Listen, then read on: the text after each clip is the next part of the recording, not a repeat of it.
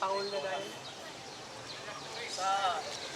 Sa magkausama yung hapon time kaninyong tanan. Ani ako sa inyong atubangan aron na pag-iskot o pagpabarok sa tema nga among ang debatihan nga ang gagmayng mga bata o mga masusog kinahanglan bunyagan should be baptized according to the Bible.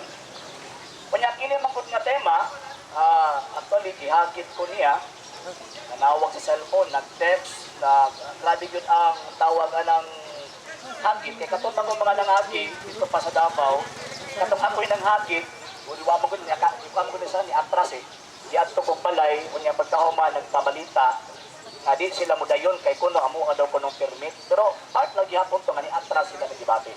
Pero, dili ito sa payan, at least karon nadayon na yun. Kanya ganina, ingon sa ganina, og andam na ba ko, ambot o labas pangunahuna ni ato mga taong andam baw dili nga maoy nauna. So, nagpasabot nga andam yun kay maoy nauna, ambot lang tong tawag anang naulahi. Or andam ba to sila o tawag anang dili. So, sa topic nga amo ang gitawag og gipirmahan ug sa mga rules nga among gipirmahan, dayat nagingon, resolve nganong wala man term nga pamatud-an. Kaya sa rules of debate, dili ka pwede mo gamit og term pamatud-an except sa term nga resolve. Kung ano yung tawag ng professional way of how to handle a professional debate. Ay mo din resolve that the infant baby should be baptized. Nang naamay should. Nga naman, kay mauna siya ang assertion sa affirmative side na kinahanglan yun bunyagan ang tawag ng infant babies. Actually, kinang term ng infant babies sa English grammar ni redundant na ni siya. Nga naman, infant pa baby pag yun. Okay? Pag ingon mo infant baby yun na. Kaya di pwede nga na ay baby, kanang infant dili baby. Pag ingon og infant baby, kaya pero ako ang gisundan kaya para madayon na hindi ba ha. Gani ni anihin ko turil. Pag anihin pa na kong tawag anang turil, di mga 20 kilometers gikan sa proper. Di anihin ko dili aron lang madayon ang dibatiha. Karon, unsa may trabaho aning introductory speech. Sumala pa sa libro na The Art of Communication and Debate by Africa. Nag-ingon din sa maong gitawag og libro naa sa pahina 159. Nag-ingon, the purpose of the introduction is to prepare the way for the work of discussion paper. Sa buti pasabot, ang purpose sa introductory speech mao ang pag-andam sa dalan padulong dito sa insaktong diskusyon. Kung sa buti pasabot, ang topic nga among debatihan kinahanglan siyang i-define based sa panguna-una sa gitawag og mga debaters. Pag-ingon din sa tawag ng topic, resolve that the infant baby should be baptized. Kanang term nga infant baby, sa ako nag-ingon, redundant na siya. Pero okay ra, dili na na to i-question. Kay sa ako nag-ingon, para madayon lang Pag-ingon og infant baby, ang synonym niya, child, ang synonym niya, man or human being. So mauna ang iyang gitawag synonymous term. Kaya ang term human child or infant or baby, it is referred to a person nga naa sa tawagan ng early childhood, katong bata pag yung kaayo. So, sa among tawagan ng argumento, wa pa mi mag-discount og dagko. Refer mi dito sa gitawag og gagmay. So, unya sa akong pagpaparok, pag muingon ko og child, refer na sa gitawag og infant baby. Pag muingon ko baby, refer na sa infant o child. Pag muingon ko tawag anang man, general term na sumalakad sa The Essential Bible Dictionary, mas maayo man ang atong ang gitawag og vocabon kay para makasiguro ta. Ang term na human, ang term na man, ang buti pasabutan, it is a general term na nag-refer sa humanity. Pag ingon og humanity, wala na gipili na stages of man or human. Refer na sa gagmay, refer na sa adolescence, refer na dito sa adults. So pag mingon ka og man, pag mingon ka human, refer na dito sa tanang stages sa tao. So unya ako anang iskutan isip pagpabarog sa ako ang constructive speech. Katulang og daghang salamat. Nangapon. Time. So yatag sa nato karon ang introductory speech sa negative. Salamat, Mr. RG. Usa ka sakop sa NPA, Lay Catholic Apologies. Maayo kay sa manulti, makasisina kayo manulti. Kini nga akong pagpanulti mga higala, na ako karon sa inyong taliwala karon. Simple lang kayo ni. Matod pa sa tema, pag muyon daw sa baby o infant, na-refer na daw siya sa baby. Maayo, marunong dyan. Pero timan kung nabasa ninyo ang tema, kibutangan niya masuso ang infant baby. Nagtutoy pa, timan ko na. Nagtutoy o masuso ang tema diha. Bantay Diyos. Mauni ang wala na bantayan sa atong higala. Nagsige sa explain kung sa'y buot pasabot, anong ginatawag nga infant.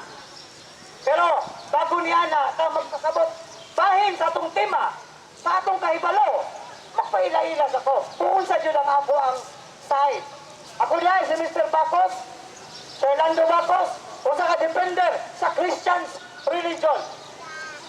Taga Barangay Santo Niño, membro din pero nawala lang ko kadiyot tungod kay doon ay makakakulian sa ato ang personal na panlabas. O ini among tema, siguro sa inyong nadunggan sa ato ang affirmative side, makalilibog kayo sa explain o mga pabulak-bulak ng mga istorya. Aban, simple lang ang tema mga kaigsunan. Sumala sa Biblia, bunyagan ba ang masusong nga bata? Kaangko ti pasabot, infant baby. Wala nag-ingon nga, ingon niya pag muingon siya, infant, refer na daw sa baby. Dili, refer sa masuso nga bata. Kay mauna ang nabasa sa tema. Dagan salamat kung maing hapon sa tanan. Time. Balik si Brother Argentino para pagtug.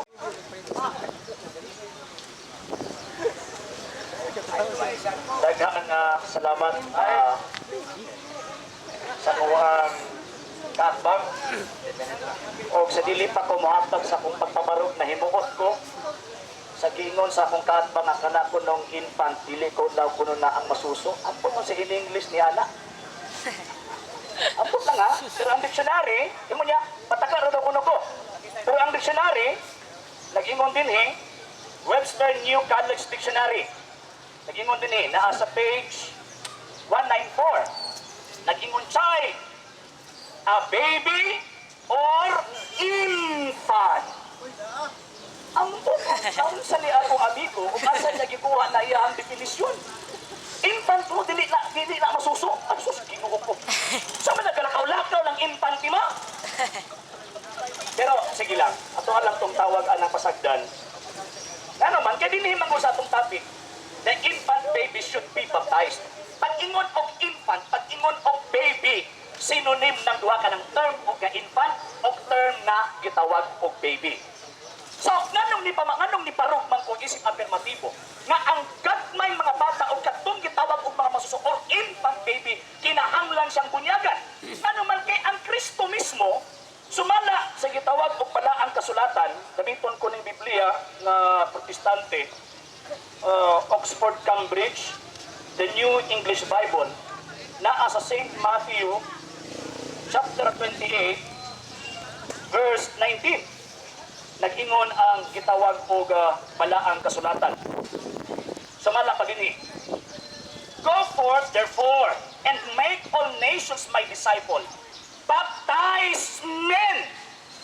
Pag-ingon niya baptize men, so ang term ang good nga men usa na ka plural form sa man. So pag-ingon niya baptizing men in the name of the Father and of the Son and of the Holy Spirit. Sa baba na mismo ni Kristo. E-question, kini bang bata man ba ni siya? Kini bang masusok na kihimuksok sa usa ka babae man ba ni siya? Aron ma-appeal siya dito sa men nga giingon ni Kristo, baptizing them. Sumala paghihapon sa usa ka Biblia, New Testament, sa St. John chapter 19 verse 21 verse 16 kung wako masayo. Okay ato ang gitawag og tanawon.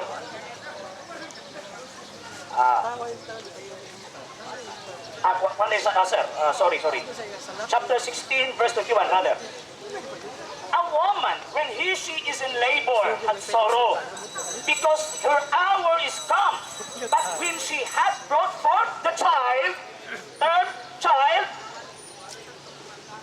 she remembereth no more the anguish for joy that a man, natong child, a man is born into the world. Tatog tinaw ang nakasulat sa Biblia. Pag ingon ni Kristo, baptize men. O niya, ang singular form sa men is man. So kanang gitawag og child, nga mao ng infant or baby, man kana siya og ingon ni Kristo, kinahanglang bunyagan. Bunyagan yun, di yun pwede nga dili bunyagan. Nga naman, kay maong sugo ni Kristo, basta man, kinahanglan sang gitawag og bunyagan. Ang bata kay man, mo nang kinahanglan, hatagan o gitawag og bunyag. Ang butang anion niya sa pagpangutana o pagbungtag sa kong higala. Kung ipaparog niya nga ang ilang infant baby, dili man. Kung dili man, nasa ilang amo ko sa klaseng hayupan na sa inyo, no? Kung dili man. Kung supakon niya akong argumento, nagpasabot nga nagpaparog siya butang nga iyang kisumpak nga ang bata man. Kanya unya taon-taon, basig unya ipangutana niya, gamiton niya ang proposition ipapasa sa Biblia. Sumala sa atong ang gitawag og rules, kinahanglan gamiton ang maong gitawag og proposition, iskutanan i-discuss, dili kay mao'y basahon sa gitawag og Biblia. So, pag muingon kog man, ang bata man, ang pwede pasabot, refer na sa tanang stages o iklaro na kanang gitawag og infant baby. Apil na sa gitawag og man. O mismo na sa panguna-huna ni Kristo. Dili panguna-huna nako, dili panguna-huna sa akong mga kaatbang na ang infant baby, ang child, na mao ng infant baby, man kana siya. O sugo ni Kristo, bunyagan kining maong mga men or plural form sa man kamao ni men. So, ako ang ipabarog, nga mabunyagan, ako ang gipabaro, nag-isult sa Biblia, according to the Bible, pero kasi matingala mo nga, nanong nigamit ko o kanang gitawag og dictionary. Kaya sa mo ang gitawag og rules, sa mo ang rules, nag-ingon din eh. Debaters must provide and present evidences. And if necessary, debaters may present any document can corroborate its argument. So, igamit ko ang ubang mga dokumento para pag-corroborate, pagpalikon sa akong punto, pagpalikon sa akong kibarugan na ang gagmayng mga bata, katong mga masuso, kinahanglan bunyagan. Wala ka masiguro kung niabot sa 15 minutes, Mr. Timer. So, ako ang hunungon na ako ang panahon, and nagpanikan na ako ang mga higala, mura sa naglaog kayo sa lingkuranan, so, ako nang dawato ng ilang tawagan ng pangutana. Tapos din yung umano na 15 minutes. Ilan po mga 15 minutes? Okay na to. Sa side sa negative, kanto lang daw ang iyang presentasyon. Di na niya umanon sa 15 minutes. Nakaihi, day? Ay, sorry po. Sige, mutiwas na day ko kay akong kaat ba nakaihi pa. Okay, sige na. Okay, pila-pila pa na akong time na ito, sir. Anahin pa to? Sige, daan naman. Kaya humana siguro pangihit. Sige, Mr. Moderator, daan naman. Dawato na niya sa negative side. Dili niya umanon ang 15 minutes. Basko. So, pwede na kamusod. Giundan niya ang iyang kasi na ipaptun niya sa kasabutan 15 minutes. Pero di mo ito sabot nga, ikaw dili ka pumas yung 15 minutes. Depende po sa imo niya kung umanon pa mo 15 minutes. Kaya 15 minutes mong ang kasabutan. So, ano karoon sa pag-cross exam? Di ba na to ha? Sa cross exam na sila. Nakita na niya, nakabil na ba ito? Ang cross exam na to is 10 minutes. Thank you, ready na? Go. 10 minutes ha? Sige. 20 minutes. 20 minutes na ba? 20 minutes. Ang cross. Okay na. Okay, unang pangutana, Brad. Nigamit mo kang Mateo 28:19. Nagingon ba diya ang bunyagan ang masuso nga bata? Ang gingon sa San Mateo 28, 18, 19. Oh, Sir Padrito, pwede ba tawag ka na konti para makasilabot ang pangalit, ha? Sorry. Ang gingon sa San Mateo 28, 19. Baptized men. Pumunta ang katabaro ka kanina. O ka ng men, plural form sa man, o niya ang bata kay man. So therefore, bunyag. okay. Nangutan ako, wala ko na rito. Rapot nga Siya ang nangutan, di siya pwede object. Ako ang dapat mo object. Nabali man. Dugangi lang pautan na, o pautan na.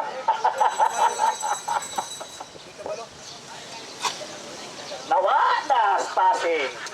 Padayon. Papadayo ka rin mga mutan. Pangutanan ba? Ang pangutanan ako, diha pa sa Mateo 28:19, nag-ingon ba nga bunyagan ang masuso nga bata?